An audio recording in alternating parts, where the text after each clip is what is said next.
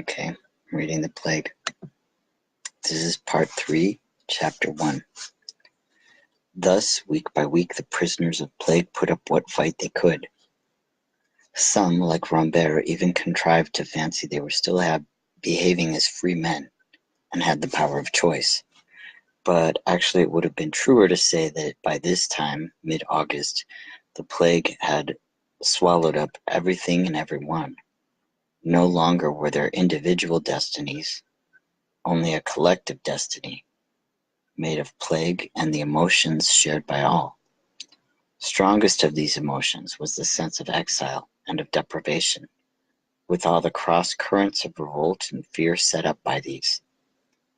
That is why the narrator thinks that this moment, registering the climax of the summer heat and the disease, the best for describing, on general lines and by way of illustration, the excesses of the living, burials of the dead, and the plight of parted lovers. It was at this time that a high wind rose and blew for several days through the plague-stricken city. Wind is particularly dreaded by the inhabitants of Oran, since the plateau on which the town is built presents no natural obstacle, and it can sweep our streets with unimpeded violence. During the months when not a drop of rain had refreshed the town, a gray crust had formed on everything, and this flaked off under the wind, disintegrating into dust clouds. What with the dust and scraps of paper whirled against people's legs, the streets grew emptier. Those few who went out could be seen hurrying along, bent forward with handkerchiefs or their hands pressed to their mouths. At nightfall, instead of the usual throng of people, each trying to prolong a day which might well be his last, you met only small groups hastening home or to a favorite cafe, with the result that for several days, when twilight came, it fell much quicker at this time of the year, the streets were almost empty and silent but for the long-drawn stridence of the wind. A smell of brine and seaweed came from the unseen, storm-tossed sea, and in the growing darkness the almost empty town, palled in the dust, swept by bitter sea spray, and loud with the shrilling of the wind, seemed a lost island of the damned. Hitherto the plague had found far more victims in the more thickly populated and less well-appointed outer districts than in the heart of the town. Quite suddenly, however, it launched a new attack and established itself in the business center. Residents accused the wind of carrying infection, broadcasting germs, as the hotel manager put it. Whatever the reason might be, people living in the central districts realized that their turn had come, when each night they heard oftener and oftener the ambulances clanging past, sounding the plague's dismal, passionless tocsin under their windows.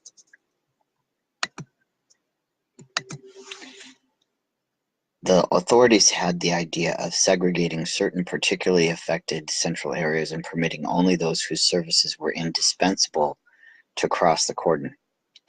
Dwellers in these areas could not help regarding these regulations as a sort of taboo, specially directed at themselves, and thus they came by contrast to envy residents in other districts their freedom, and the latter, to cheer themselves up in despondent moments, fell to picturing the lot of those others less free than themselves. Anyhow, there's some worse off than I, was a remark that voiced the only solace to be had in those days. About the same time, we had a recrudescence of outbreaks of fire, especially in the residential area near the West Gate. It was found, after enquiry, that people who had returned from quarantine were responsible for these fires. Thrown off their balance by bereavement and anxiety, they were burning their houses under the odd delusion that they were killing off the plague in the Holocaust. Great difficulty was experienced in fighting these fires, whose numbers and frequency exposed whole districts to constant danger owing to the high wind. When the attempts made by the authorities to convince these well-meaning fire raisers that the official fumigation of their houses effectively removed any risk of infection had proved unavailing, It became necessary to decree very heavy penalties for this type of arson, and most likely it was not the prospect of mere imprisonment that deterred these unhappy people, but the common belief that a sentence of imprisonment was tantamount to a death sentence, owing to the very high mortality prevailing in the town jail. It must be admitted that there was some foundation for this belief. It seemed that, for obvious reasons, the plague launched its most virulent attacks on those who lived, by choice or by necessity, in groups: soldiers, prisoners, monks, and nuns. For though some prisoners were kept solitary, a prison forms a sort of community, as is proved by the fact that in our town jail the warders died of plague in the same proportion as the prisoners. The plague was no respecter of persons, and under its despotic rule everyone, from the governor down to the humblest delinquent, was under sentence, and perhaps for the first time impartial justice reigned in the prison. Attempts made by the authorities to redress this leveling out by some sort of hierarchy. The idea was to confer a decoration on warders who died in the exercise of their duties. Came to nothing. Since martial law had been declared, and the warders might from a certain angle be regarded as on active service, they were awarded posthumously the military medal. But though the prisoners raised a protest, strong exception was taken in military circles, and it was pointed out, logically enough, that a most regrettable confusion in the public mind would certainly ensue. The civil authority conceded the point and decided that the simplest solution was to bestow on warders who died at their post a plague medal.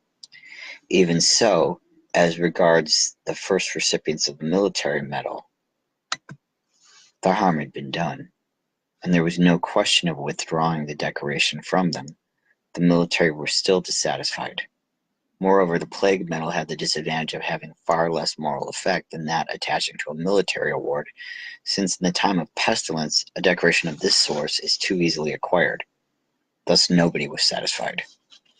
Another difficulty was that the jail administration could not follow the procedure adopted by the religious, and in a less degree the military authorities.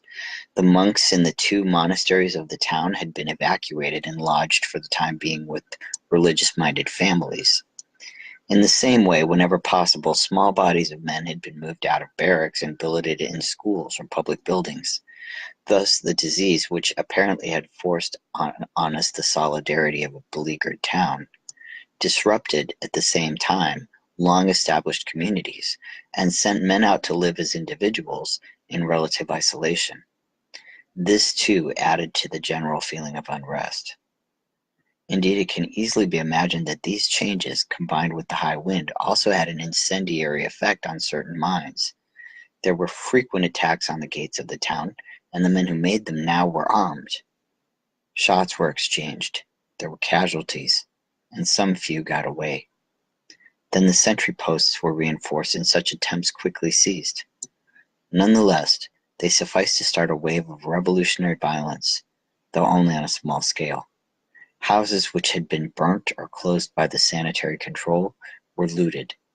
However, it seemed unlikely that these excesses were premeditated. Usually it was some chance incentive that led normally well-behaved people to acts which promptly had their imitators.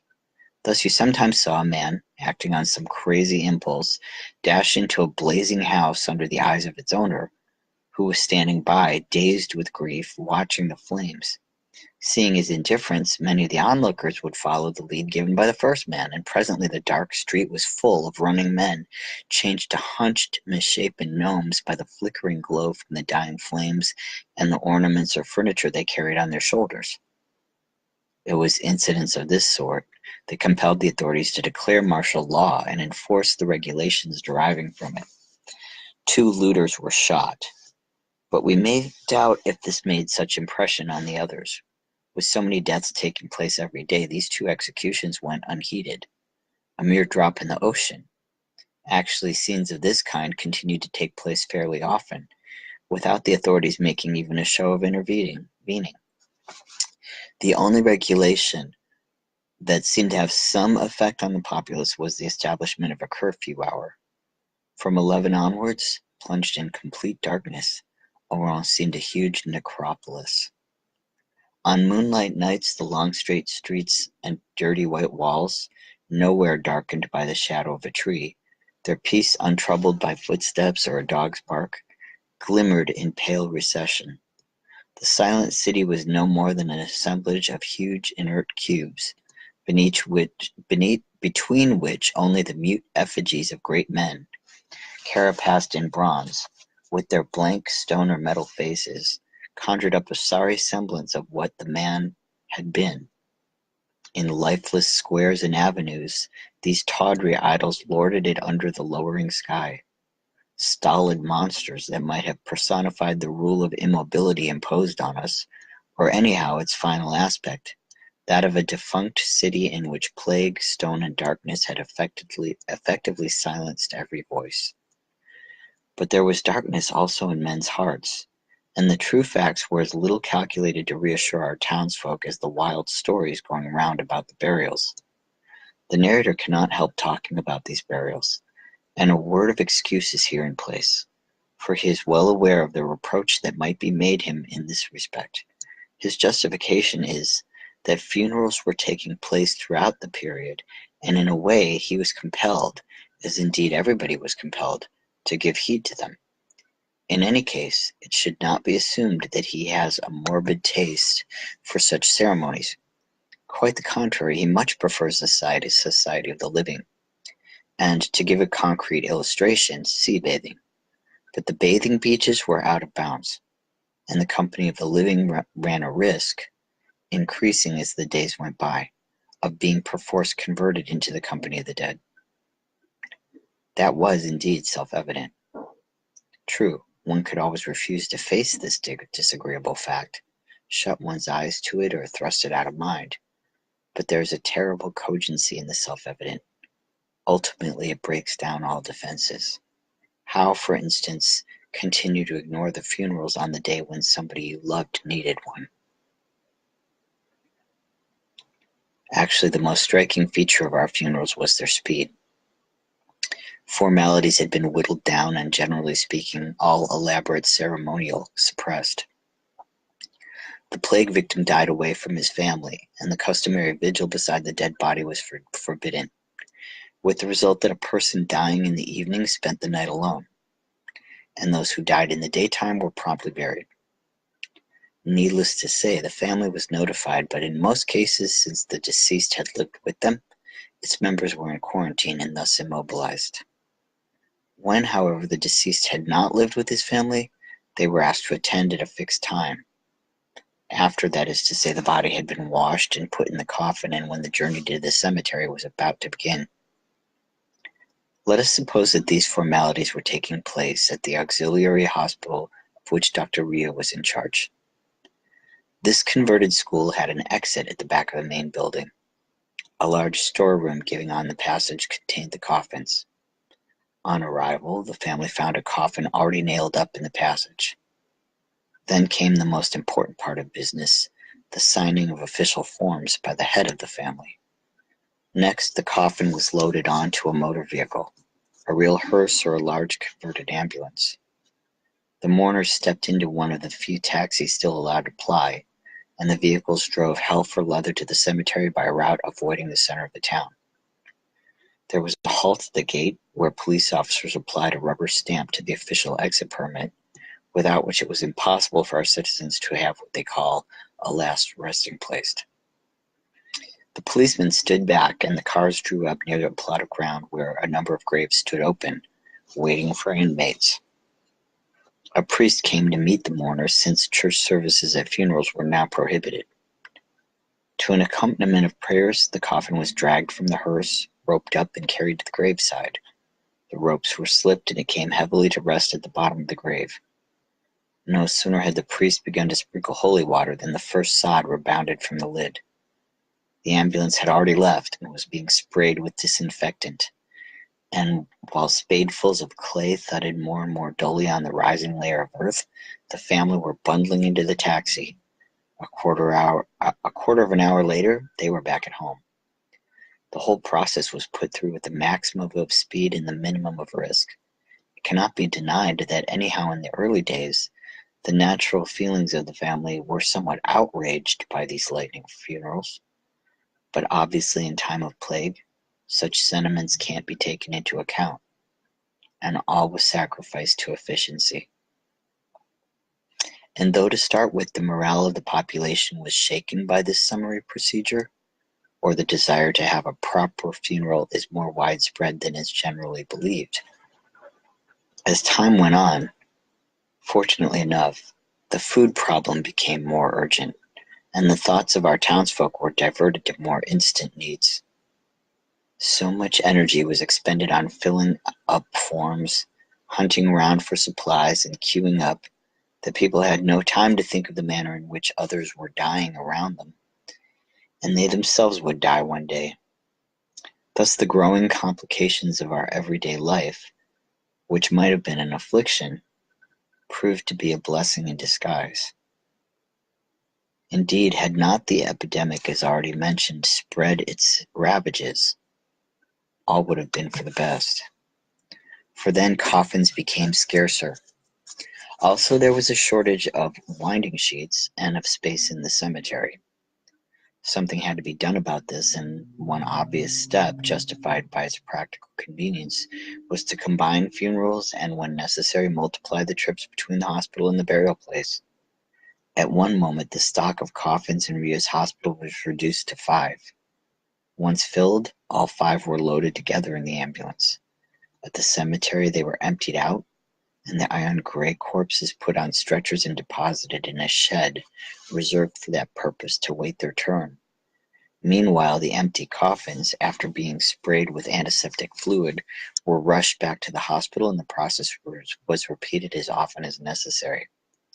This system worked excellently and won the approval of the prefect. He even told Ria that it was really a great improvement on the death carts driven by black Africans, of which one reads in accounts of former visitations of this sort. This is taking place in North Africa. Yes, Ria said, and though the burials are much the same, we keep careful records of them. That, you will agree, is progress.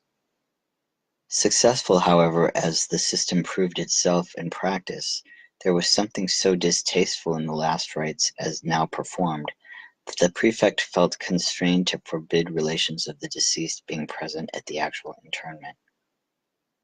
They were allowed to come only as far as the cemetery gates, and even that was not authorized officially, for things had somewhat changed as regards the last stage of the cemetery ceremony. In a patch of open ground dotted with lentisk trees at the far end of the cemetery, 2 big pits had been dug. One was reserved for the men, the other for the women. Thus, in this respect, the authorities still gave thought to propriety, and it was only later that by the force of things, this last remnant of decorum went by the board, and men and women were flung into the death pits indiscriminately. Happily, this ultimate indignity synchronized with the plague's last ravages. In the period we are now concerned with, the separation of the sexes was still in force, and the authorities set great store by it. At the bottom of each pit, a deep layer of quicklime steamed and seethed. On the lips of the pit, a low ridge of quicklime threw up bubbles that burst in the air above it. When the ambulance had done its trips, the stretchers were carried to the pits in Indian file. The naked, somewhat contorted bodies were slid off into the pit almost side by side, then covered with a layer of quicklime and another of earth, the latter only a few inches deep, so as to leave space for subsequent consignments. On the following day, the next of kin were asked to sign in the register of burials, which showed the distinction that can be made between men and, for example, dogs. Men's deaths are checked and entered up. Obviously, all these activities called for considerable staff, and Ria was often seen on the brink of a shortage.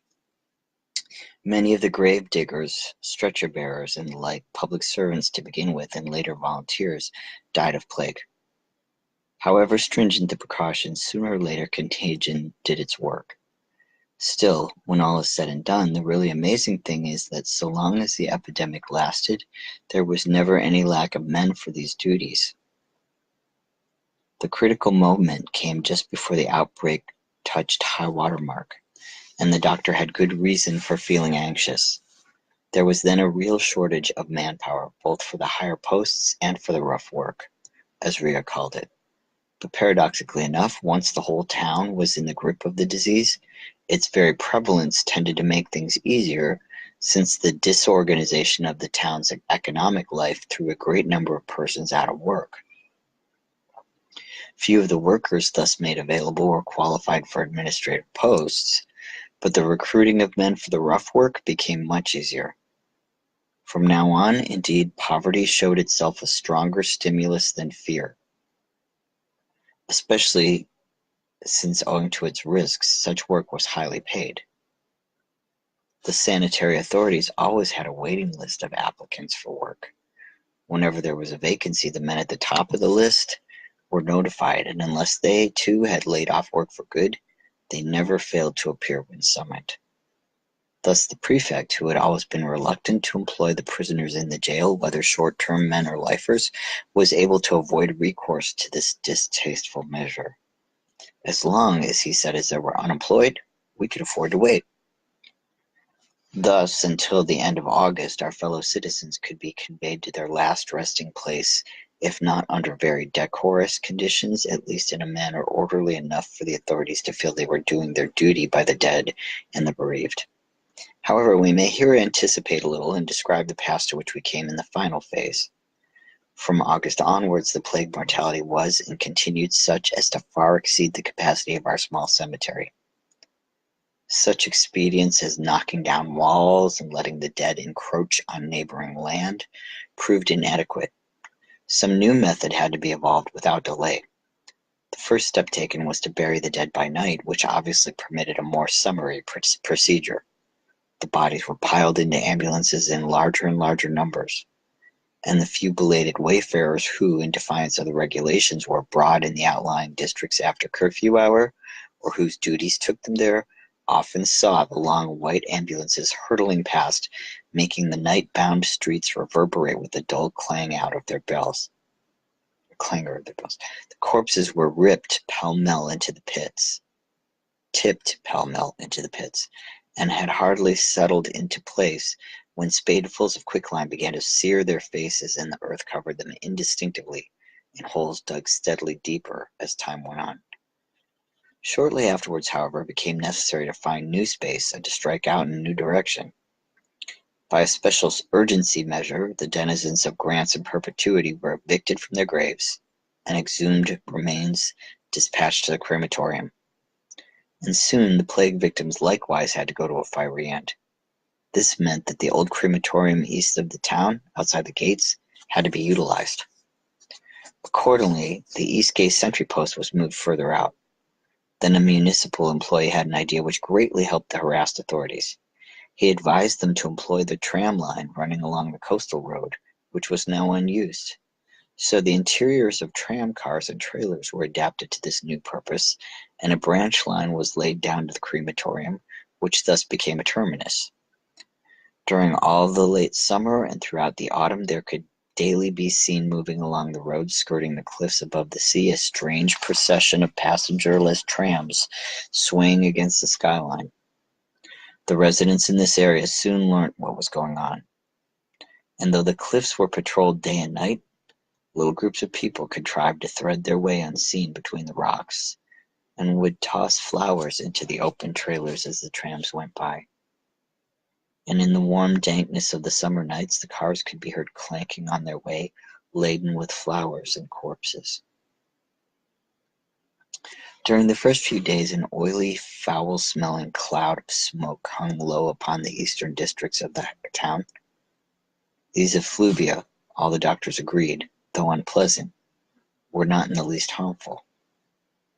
However, the residents of this part of the town threatened to migrate in a body, convinced that germs were raining down on them from the sky, with the result that an elaborate apparatus for diverting the smoke had to be installed to appease them. Thereafter, only when a strong wind was blowing did a faint sickly odor coming from the east remind them that they were living under a new order, and the plague fires took their nightly toll. Such were the consequences of the epidemic at its culminating point. Happily, it grew no worse, for otherwise it may well be believed the resourcefulness of our administration, the competence of our officials, not to mention the burning capacity of our crematorium, would have proved unequal to their tasks.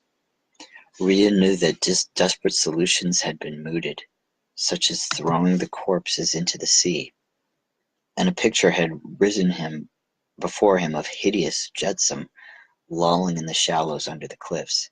He knew too that if there was another rise in the death rate, no organization, however efficient, could stand up to it.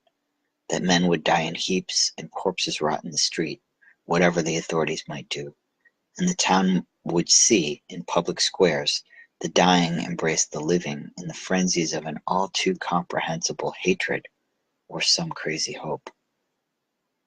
Such were the sights and apprehensions that kept alive in our townsfolk the feeling of exile and separation. In this connection, the narrator is well aware how regrettable is his inability to record at this point something of a really spectacular order, some heroic feat or memorable deed like those that thrill us in the chronicles of the past. The truth is that nothing is less sensational than pestilence, and by reason of their very duration, great misfortunes are monotonous. In the memories of those who lived through them, the grim days of plague do not stand out like livid flames, ravenous and inextinguishable, beaconing a troubled sky, but rather like the slow, deliberate progress of some monstrous thing crushing out all upon its path. No, the real plague had nothing in common with the grandiose imaginings that had haunted Rhea's mind at its outbreak. It was, above all, a shrewd, unflagging adversary, a skilled organizer, doing his work thoroughly and well. That, it may be said in passing, is why, so as not to play false to the facts, and still more so as not to play false to himself, the narrator has aimed at objectivity. He has made hardly any changes for the sake of artistic effect, except those elementary adjustments needed to present his narrative in a more or less coherent form. And in deference to this scruple, he is constrained to admit that, though the chief source of distress, the deepest as well as the most widespread, was separation, and it is his duty to say more about it as it existed in the later stages of the plague, it cannot be denied that even this distress was coming to lose something of its poignancy. Was it that our fellow citizens, even those who had felt the parting from their loved ones most keenly, were getting used to doing without them? To assume this would fall somewhat short of the truth. It would be more correct to say that they were wasting away emotionally as well as physically. At the beginning of the plague, they had a vivid recollection of the absent ones and bitterly felt their loss. But though they could clearly recall the face, the smile, and the voice of the beloved, and this or that occasion when, as they now saw in retrospect, they had been supremely happy, they had trouble in picturing what he or she might be doing at this moment when they conjured up these memories in a setting so hopelessly remote. In short, at these moments, memory played its part, but their imagination failed them. During the second phase of the plague, their memory failed them too. Not that they had forgotten the face itself, but what came to the same thing. It had lost fleshy substance, and they no longer saw it in memory's mirror. Thus, while during the first weeks they were apt to complain that only shadows remained to them of what their love had been and meant, they now came to learn that even shadows can waste away, losing the faint hues of life that memory may give. And by the end of their long sundering, they had also lost the power of imagining the intimacy that once was theirs, or understanding what it can be to live with someone whose life is wrapped up in yours. In this respect, they had adapted themselves to the very condition of the plague, all the more potent for its mediocrity. None of us was capable any longer of an exalted emotion. All had trite, monotonous feelings. It's high time it stopped, people would say, because in time of calamity, the obvious thing is to desire its end, and in fact, they wanted it to end. But when making such remarks, we felt none of the passionate yearning or fierce resentment of the early phase. We merely voiced one of the few clear ideas that lingered in the twilight of our minds. The furious revolt of the first weeks had given place to a vast despondency, not to be taken for resignation. There was nonetheless a sort of passive and provisional acquiescence. Our fellow citizens had fallen into line, adapted themselves, as people say, to the situation, because there was no way of doing otherwise. Naturally, they retained the attitudes of sadness and suffering, but they had ceased to feel their sting. Indeed, to some, Dr. Ria among them, this precisely was the most disheartening thing, that the habit of despair is worse than the despair itself. Hitherto those who were parted had not been utterly unhappy. There was always a gleam of hope in the night of their distress, but that gleam had now died out. You could see them at street corners and cafes or friends' houses, listless, indifferent, and looking so bored that because of them the whole town seemed like a railway waiting room. Those who had jobs went about them at the exact tempo of the plague, with dreary perseverance. Everyone was modest. For the first time, exiles from those they loved had no reluctance to talking freely about them, using the same words as everybody else, and regarding their deprivation from the same angle as that from which they viewed the latest statistics of the epidemic. This change was striking, since until now they had jealously withheld their personal grief from the common stock of suffering. Now they accepted its inclusion. Without memories, without hope, they lived for the moment only. Indeed, the here and now had come to mean everything to them. For there's no denying that the plague had gradually killed off in all of us the faculty not of love only, but even of friendship. Naturally enough, since love asks something of the future, and nothing was left us but a series of present moments. However, this account of our predicament gives only the broad lines. Thus, while it is true that all who were parted came ultimately to this state, we must add that all did not attain it simultaneously. Moreover, once this utter apathy had fallen on them, there were still flashes of lucidity, broken lights of memory that rekindled in the exiles a younger, keener sensibility. This happened when, for instance, they fell to making plans implying that the plague had ended, or when, quite unexpectedly, by some kindly chance, they felt a twinge of jealousy, none the less acute for its objectlessness. Others again had sudden accesses of energy and shook off their languor on certain days of the week, for obvious reasons on Sundays and Saturday afternoons, because these had been devoted to certain ritual pleasures in the days when the loved ones were still accessible. Sometimes the mood of melancholy that descended on them with the nightfall acted as a sort of warning, not always fulfilled, however, that old memories were floating up to the surface.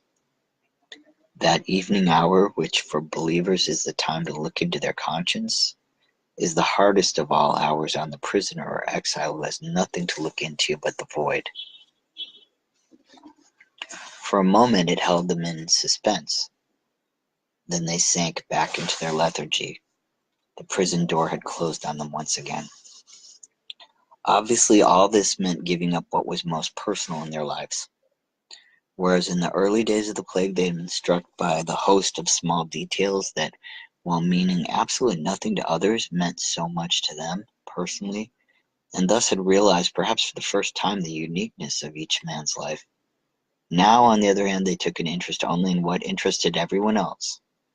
They had only general ideas, and even their tenderest affections now seemed abstract, items of the common stock. So completely were they dominated by the plague that sometimes the one thing they aspired to was the long sleep it brought. And they caught themselves thinking, a good thing if I get plague, and have done with it. But really they were asleep already. This whole period was for them no more than a long night's slumber. The town was peopled with sleepwalkers, whose trance was broken only on the rare occasions when at night their wounds, to all appearance, closed, suddenly reopened. Then waking with a start, they would run their fingers over the wounds with a sort of absent-minded curiosity, twisting their lips, and in a flash their grief blazed up again, and abruptly there rose before them the mournful visage of their love. In the morning they harked back to normal conditions, in other words, the plague. What impression, it may be asked, did these exiles of the plague make on the observer? The answer is simple. They made none. Or to put it differently, they looked like everybody else, nondescript. They shared in the torpor of the town and in its puerile agitations. They lost every trace of a critical spirit, while gaining an air of sang-froid.